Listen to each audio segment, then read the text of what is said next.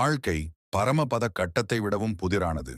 எந்த ஏணி ஏற்றிவிடும், எந்த பாம்பு இறக்கிவிடும் என தெரியாது. அதை விடவும் எது பாம்பு எது ஏணி என கண்டுகொள்வதும் எளிதல்ல. ஆனாலும் விளையாடிக் கொண்டே இருக்க வேண்டும் இறுதி வரை. உன் மனம் ஒன்றுதான் உன்னை வீழ்த்தக்கூடிய ஒரே ஆயுதம். அது தெளிவாக இருக்கும் வரை நீ எவராலும் வீழ்த்தப்படுவதில்லை. நான் கற்ற பாடம்: நீ யாருக்கு உதவி செய்தாலும் உனக்கு உதவிட யாரும் இல்லை. யாருக்கு உண்மையாயிருந்தாலும் முடிவில் ஏமாற்றப்படுபவன் நீயே. நீ யாருக்கு நல்லது நினைத்தாலும் உனக்கு நல்லது நடக்காது.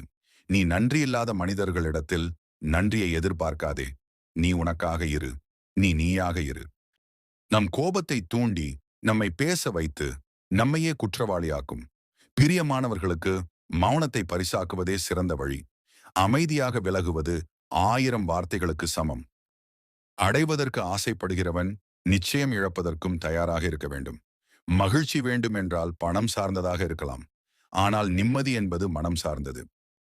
உண்மையான நிம்மதிக்கு வாழ்க்கை தத்துவத்தை புரிந்து கொள்ளுங்கள். பிடித்ததை வைத்துக் கொள்ளுங்கள். ஆனால் எதையும் பிடித்து வைத்துக் கொள்ளாதீர்கள். எது அழகு என்று தெரியுமா?